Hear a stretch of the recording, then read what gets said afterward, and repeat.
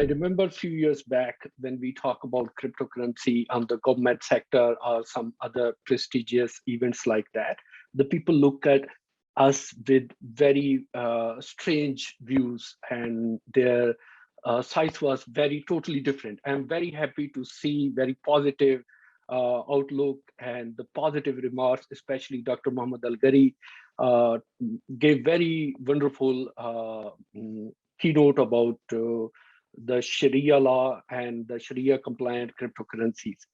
So the cryptocurrency, when I see cryptocurrency, even the asset back or without the asset backing, I see it more Islamic currency instead of just a cryptocurrency. I call it. There was one question I saw in the chat, whether what is the difference between digital currency or the cryptocurrency. So this is a very big debate in crypto space. So this is a digital currency that we are using different kind of signatures and techniques to, and that's why we are calling it crypto, and it's become a nomenclature to call it cryptocurrencies. However, why it is like more Islamic, more near to the Islamic financial instruments, because it is giving you the transparency. So let's talk first about the asset-based cryptocurrency. If we generally divide cryptocurrencies in two parts, we can say there are asset-based, sorry, baked, not baked, but backed cryptocurrency and non-asset backed cryptocurrency. When we talk about asset backed, we can say fiat, we can say goods, and then we can say the intangible assets backed cryptocurrencies. And then there are some speculative or the meme coins such as like Sheep and those like Doge, and these are just experiments. Even though they are not very useful right now, they are creating some sort of bubble and repelling adoption to the larger community. However, these experiments also giving some useful data, how the adoption will roll out. When we see these asset-backed backed cryptocurrencies, there are not only like the goods and the fiat, there are these intangible assets. For example, your intellectual rights, your art, your rare collectibles, your licensings, all these are also assets. Even though these are intangible assets, but these are assets. So what are the benefits of these asset-backed cryptocurrencies right now? I can see these will be the first that will make sense to the legacy financial system, and the regulator will easily understand, okay, these are pegged to the fiat, whether to Saudi Riyal or Korean won or Pak rupees. So that will make very easy sense to the regulator. And these are the few currencies the regulators are giving them go ahead. However, we have to also think about the intangible assets, for example, intellectual right, as I earlier said. So if we categorize the benefits of these assets, it is giving us more transparency because of this immutability and seeing throughout the transaction. This transparency is one of the missing part in the legacy financial system. And if we see the technical benefit, for example, multi-party payment settlement or the payment settlements only, or the low transaction fees, these are some benefits that will help more Sharia compliant or the Sharia related or Islamic currencies. So I believe, as earlier I heard from Ms. Sandra Rowe and the other speakers, they talk about the CBDC.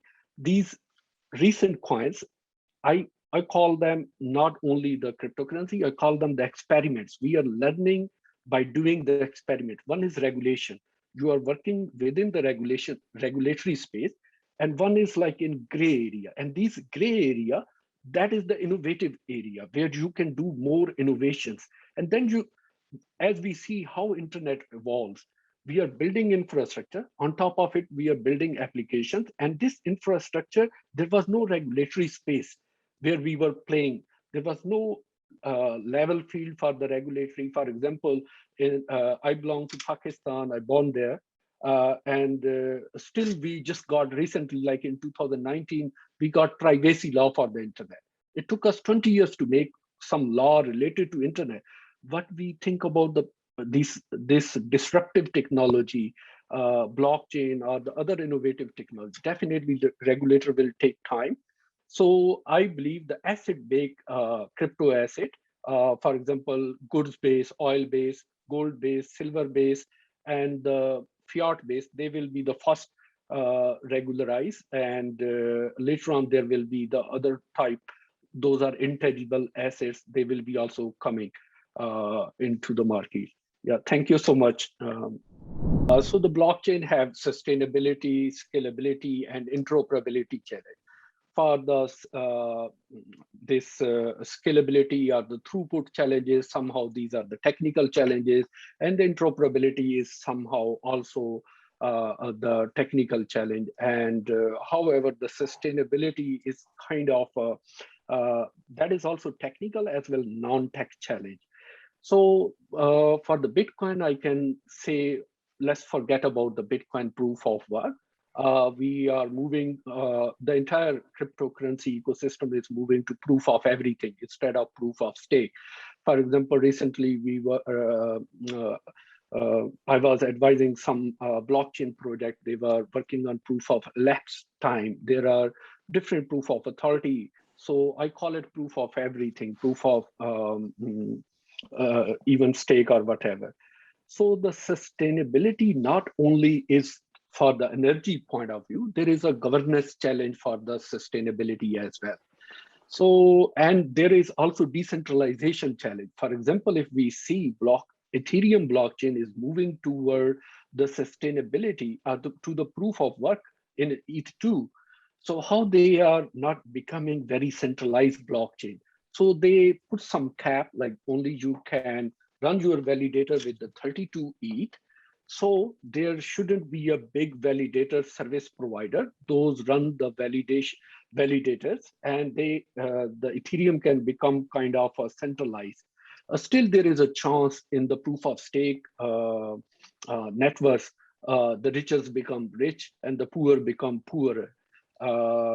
So this is one of the biggest challenge, and definitely this required a lot of effort, because we just see this is a elephant. I can say, like, the blockchain itself has many challenges. I said the technical challenges, but this sustainability, where we also, if we include the governance, if we include this other energy challenges, so I believe we need more efforts, we need more discussion, and I believe in very near future, we're gonna have some better solution for the sustainability. Yeah, so I will add one more sentence. That is one of my famous sentence, are very popular in my mind all the time. They took our content, don't let them take our money.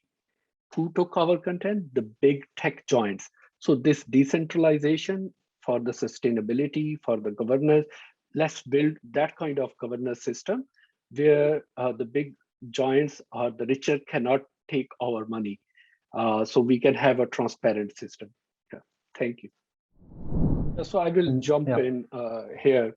The disruption of blockchain, that will bring new sort of services, new sort of applications. Definitely, that's for sure.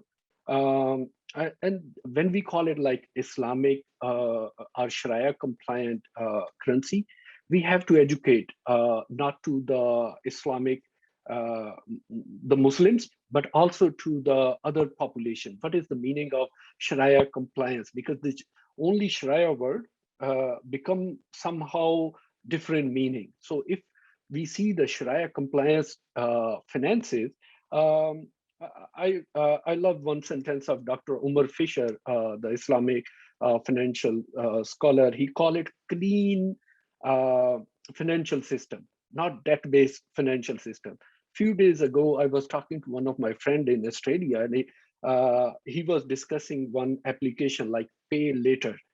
He said, this is very popular in Australia, so why don't you introduce in your application that kind of pay later?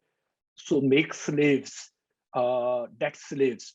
So the majority of the capitalist country in the world, uh, mm, almost like majority in the world are like debt-based slave. So the financial literacy, as Ms. Sandra Rowe said, that is very, very important, not only for the blockchain industry or in the crypto era, because in the generation Z, the upcoming generation, the finances will be that fluid. We don't understand whether we are sending message, whether we are sending money, where we need that kind of um, financial literacy to our upcoming generation. Right now, we understand, okay, what is happening, where is manipulation, and where is the real value. But the native to the digital world, they might not understand the importance of currencies as well as the financial. When we call like the Shariah compliance, we have to also educate. So recently, we are developing one financial literacy platform with the ICD. That financial literacy platform will not be having webinar, hackathon, extra. It will be also having token launch, and we also developed that has been done AI-based chat. If you want to ask some questions related to Sharia terminologies or the legacy financial system or the crypto. So right now we have done with the Islamic as well as with the legacy system. We are working on the database of the crypto terminologies. So I believe the financial literacy, as our earlier panel said, that is one of the key factor. We have to educate, we have to become learning machine. The leaders of the financial industry have to become learning machine as well as to share their views with other. So that will help us for more adoption, and that will help us for more transparent systems. Yeah. If I will go for that, it's a technical side, so I will go there. Proof of stake is as secure as proof of work. There is only one challenge, that is decentralization. Because when, for example, if we see there is one popular blockchain called Cosmos, I'm very much advocate of that. There's a Polkadot, there is then Ethereum. These are like very well-known proof of stake blockchain. If we see Polkadot, it is somehow very centralized. Cosmos is very centralized. Ethereum tried to be decentralized. Otherwise, if they are more decentralized, for example, Ethereum is thinking for the quadratic voting. Vitalik said about the quadratic voting, and we bring that quadratic voting to the Cosmos ecosystem and build some pack modules for the Cosmos blockchain. Like any blockchain that want to build on the Cosmos ecosystem, they can use that quadratic voting for the governance. So I believe the security at both sides are very much fine. There is no challenge, even in the quantum era. I am attending recently one CDL Toronto stream for the blockchain, and where we have a quantum entrepreneurs at one side, and where another side is the blockchain entrepreneurs. So even in the quantum era, we have geometric algorithm that can help us to protect for in terms of securities.